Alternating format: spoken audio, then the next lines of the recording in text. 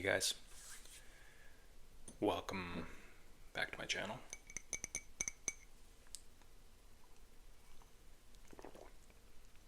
Welcome back to my channel. I'm just going to do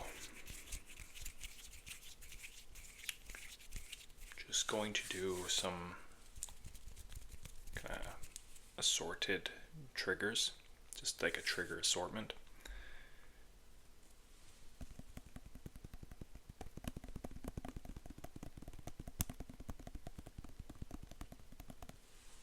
As well as ramble for you a little bit.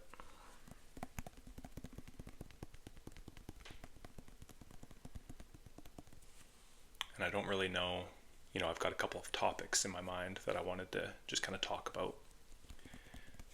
But I'll try to do it in a way that isn't heavy. Try to keep it, a little bit upbeat, but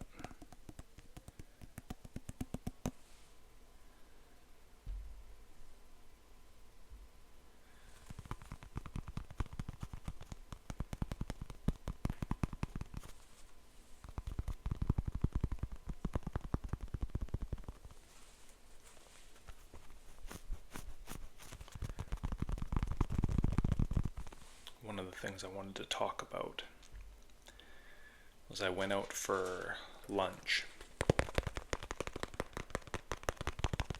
with an old work colleague, an old coworker.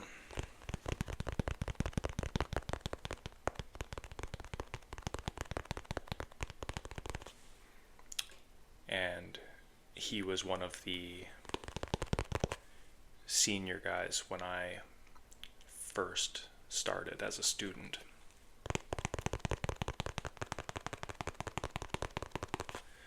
And he was one of the guys that didn't necessarily get me hired, but pushed for me to get funneled into a certain career trajectory.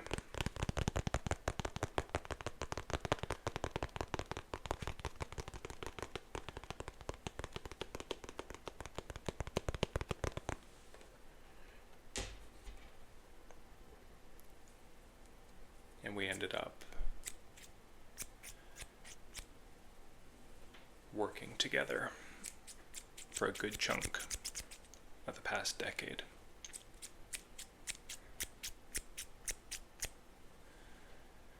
And for those of you that are maybe newer to my channel or haven't watched all my videos, I'm starting to call myself, I guess, retired at this point.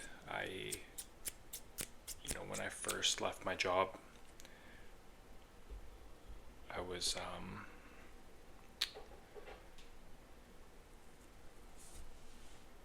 just going to take a little bit of time, be a stay-at-home dad for a bit, kind of wait and see what was out there. But the longer it's gone on, the more comfortable and the more I've started to like being at home with my kids, the less likely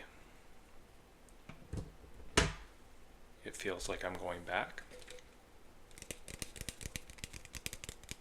But even if that's the case, we were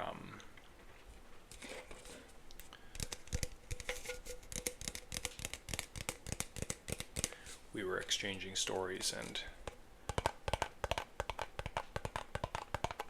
he was letting me know things that were going on.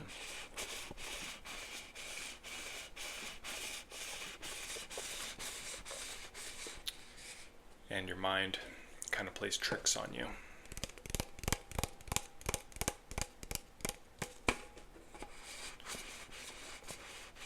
Like there were some issues that they were having, and some of these issues we'd had years ago. So immediately I kind of perk up and I'm like, oh, did you try this, that, the other thing? Oh, remember in, 2018 when this happened and we had to do X, Y, Z and things like that. And it immediately gets, the brain excited and firing.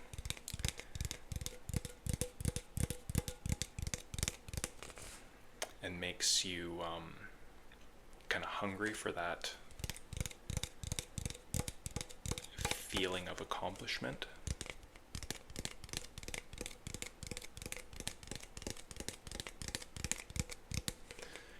The reason why I say, it's maybe the brain kind of playing tricks on you is for some reason, we want respect or we want approval from people that don't necessarily care about us.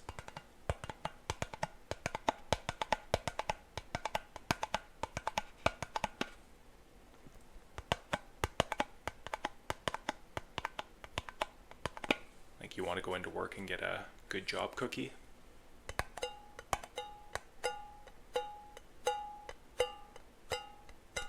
But as it was my case, I quit 6 months ago. And they have reached out a few times asking if I was interested in going back, which is a nice feeling.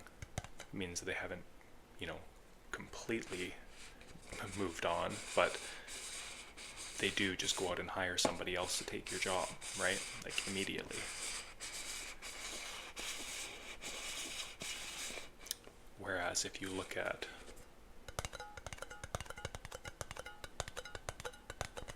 something like spending time with your kids,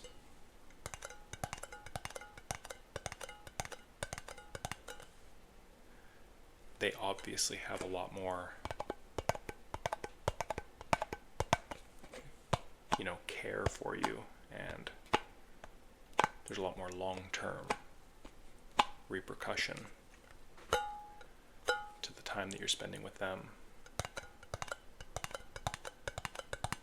and the time you're, shaping who they're going to become.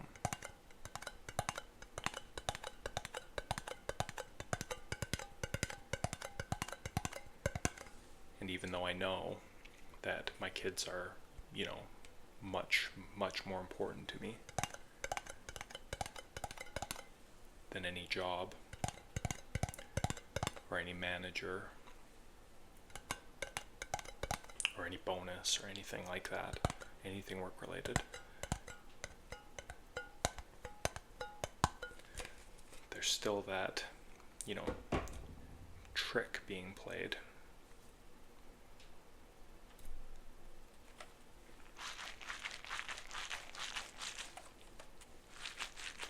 It's like, maybe I should go back. Maybe they need me. Maybe I'll be valued. Maybe I'm not done my, the career trajectory that I was on. Maybe I never reached my potential. And then the other side of your brain, it's like, but you don't have to. And does it really matter? Is a work title really the be-all end-all?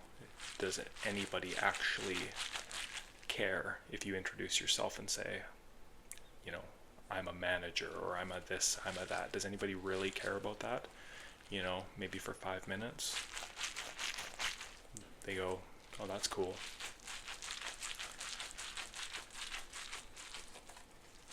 So yeah, it's interesting, some of the thoughts that go on and some of the nothing is accidental, nothing is coincidence. We are who we are for a reason, and we have these longings and these insecurities for reasons, and we're motivated by particular things.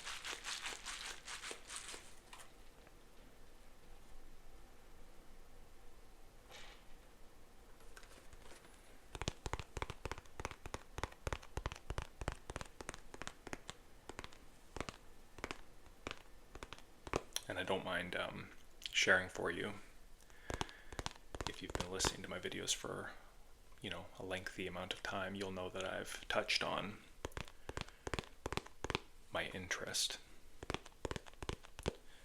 in mental health and just psychology. I would say, an observant person. I like to kind of, study the room I'm in and get a good feel for who's around me and why they may be, you always work with certain people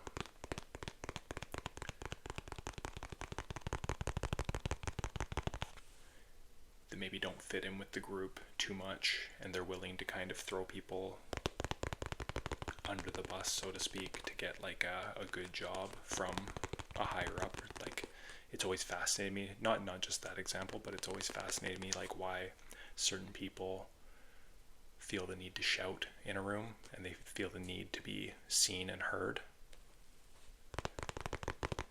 maybe even if they have no business talking on the subject, if that makes sense. I'm sure everybody can kind of relate in one way or another to that kind of story, where you'll have the person that talks because they have to talk. They have to give their opinion, even if there's more qualified or knowledgeable people on the topic.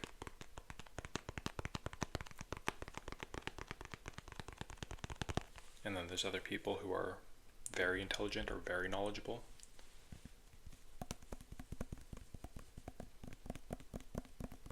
and they'll just kind of sit there and take part in the conversation but not lead it.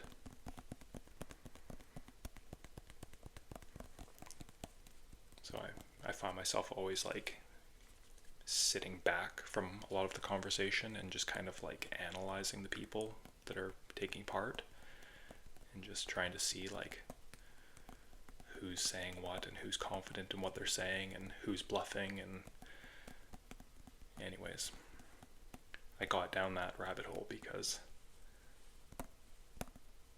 I wanted to tell a story, and that was that I had a perception of going to therapy. And this is not a good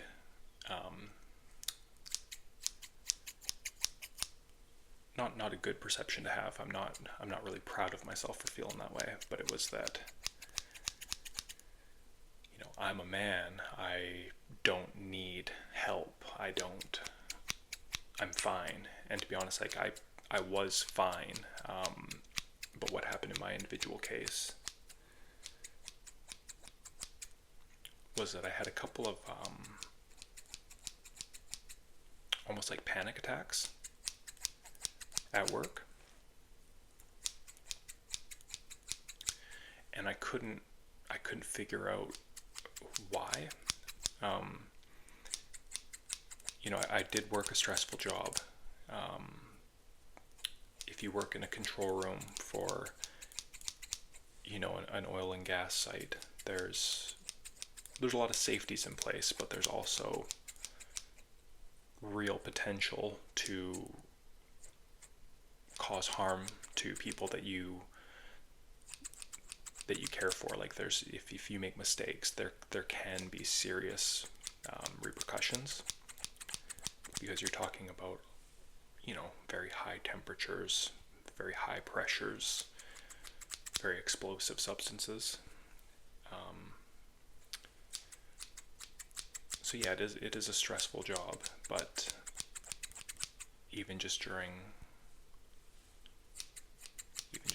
routine stuff, I found myself getting very flustered and anxious for things that you've done hundreds of times, things that are really low down the pecking order of being stressful. And I found myself like heart racing, really being affected by it. And so I decided to go and see a therapist, because I was like, what's going on here?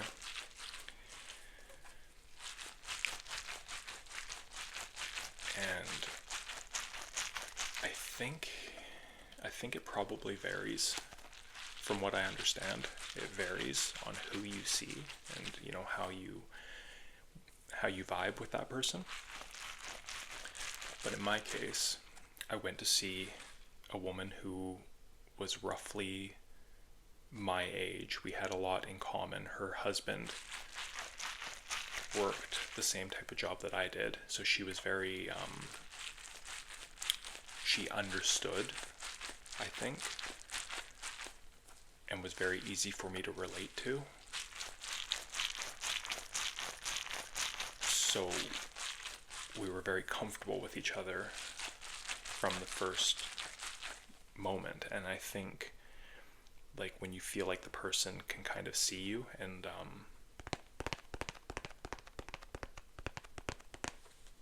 understands you, it's a lot easier to kind of let your guard down, because I am a very guarded person.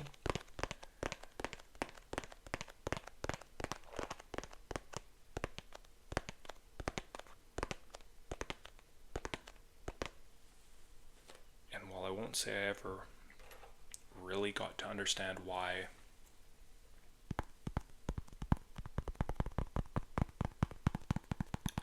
the anxiety or like the panic attacks happened, I never did get to like a clear, this is what was causing it. Just talking to somebody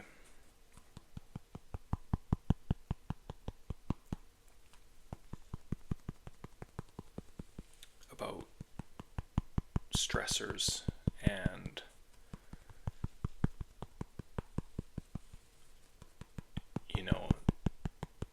what your motivations are and why you feel a need to be accepted and get approval from people that you don't necessarily care for, like that you're not that bothered by, but why it becomes such an issue.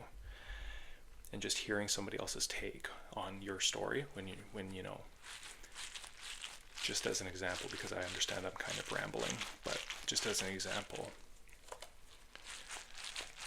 when I was feeling really anxious at work for those, it was a few days really, it was kind of getting progressively worse. She asked me, how would you feel if you told, your management that you needed some time or that you needed a break? How would you feel about doing that? And I don't know why I didn't realize this about myself, but I completely removed any emotion or any feelings from it. And I said, well, I feel like if I told them that I needed a break, that they would basically punish me, that it would go one of two ways. I remember saying it would go one of two ways. I don't remember what the two options were, but I said I feel like it would go one of two ways. It would either be they'd let me have a week, and then I'd feel better and I'd go back to work or go back to the same role, or it would go they wouldn't give me the break, and then this and this and this would happen. And she kind of laughed at me. And I was like, okay, what's funny about that? And she said, when we were first getting familiar with each other, when I was kind of telling her about my background, and because I had some baggage, like we all do, some childhood issues and some parental issues and things. And she said, every time I've asked you a follow-up of how did that make you feel, or how do you feel about this, she said, you never use a feeling. You never say sad, angry, happy. She said, you always give the answer of, well, I feel like this is going to happen, or I feel like this is going to happen. And she said that it's I guess probably a bit of an engineering mind, where she said you're always talking about the scenario and how you see it playing out and how you feel things are going to go. She's like, so we need to work on when I say, how does this make you feel, you need to say, like sit there and think about it and say, what are you, the person, feeling, not what do you think is going on around you. And so I started to laugh, like thinking about it, because I could all of a sudden have that flashback of like, every time it was, how do you feel about this? How did this make you feel? I never did give a happy, sad, like I never gave an emotion or a feeling. It was always like a calculated, chart of like, this is going to be the sequence of events if this were to happen. So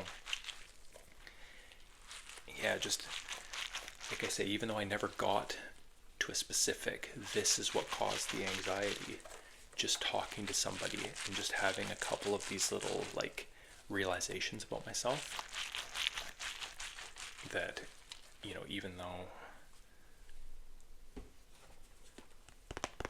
even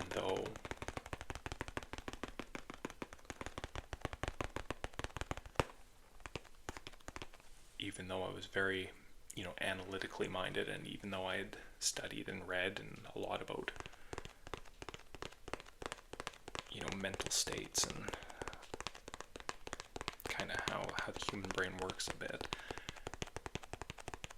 I was still completely oblivious to the fact that I could not express myself at all, like emotionally, and that it was a huge problem.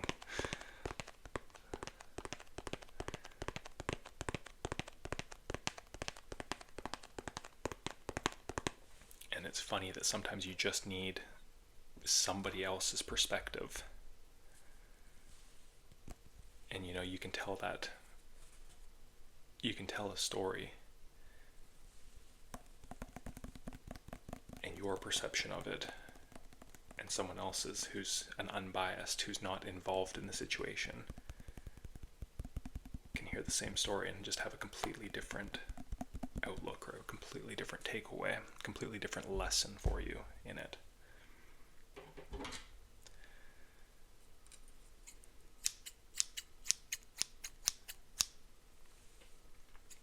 And I guess I say all of that to say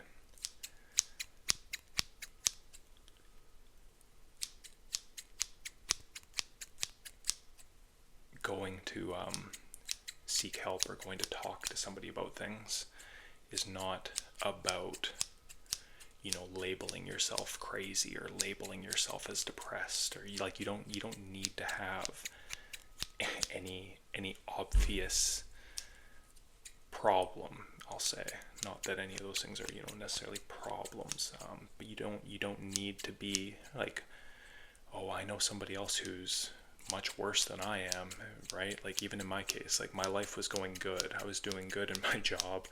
I was, happily married. I have 2 great kids that I have a good relationship with. Like, there would be nothing from an outsider's perspective that would, or from my own perspective really, that would have screamed like, oh yeah, he needs to go see somebody, or he needs help with this, that, or the other thing. And yet I was able to greatly benefit from it. And I feel like I learned a ton about myself. Another one of the key learnings that I got from it, there were a lot. For as much internal thinking and dialogue as I already did, I do more now. But another one of the really good takeaways that I got from it was, I've touched on anger in my other videos, and my thought was always, anger's bad, you can't have anger. But the counterpoint was, why is anger bad? What's inherently bad about anger? Why can't you have some anger? Why can't you get upset about things? Why can't you talk to your wife or your kids or somebody at work and say, hey, what you're doing is making me angry? Doesn't mean you have to fight. Doesn't mean you have to yell and scream. But why can't you express, like, hey, the way you're talking to me, is making me angry. I can say that in a completely normal voice. I don't need to wait until I blow up. So that was another one of the really good, takeaways from it, was just, and anger is again just one of the examples, but why can't emotions coexist? Why can't we have a little bit of sadness? What's so inherently wrong about being a little sad sometimes, or having a topic that makes you sad? Why is that a bad thing?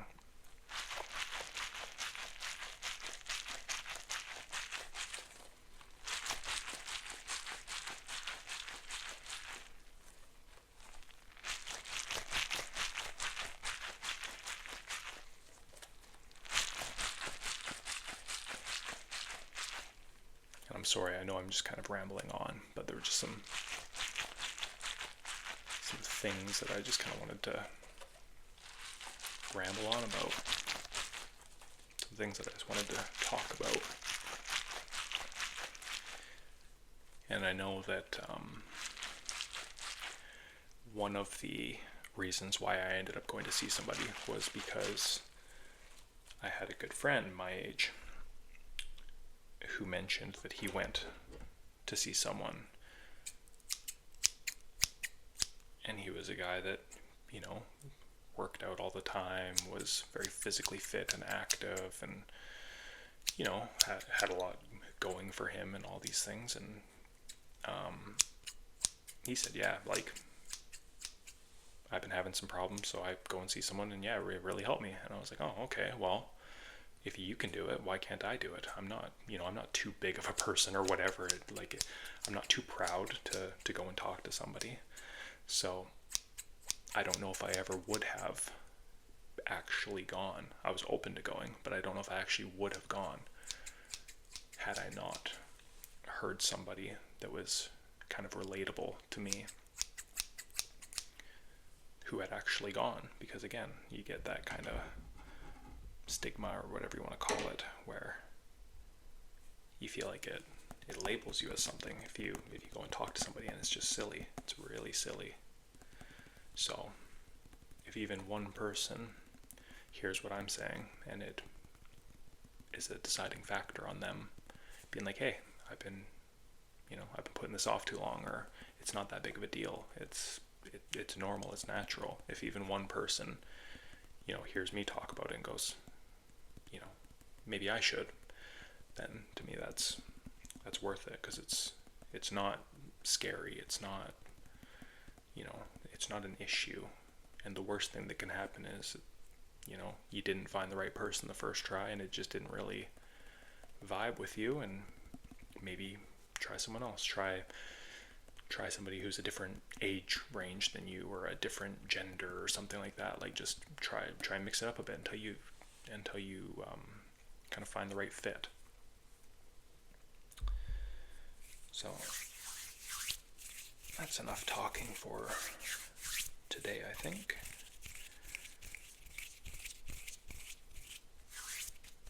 I hope you guys found that insightful or helpful in some way, or at least found it relaxing to listen to a ramble. Okay? I'll talk to you guys again soon. Have a good one. Bye-bye.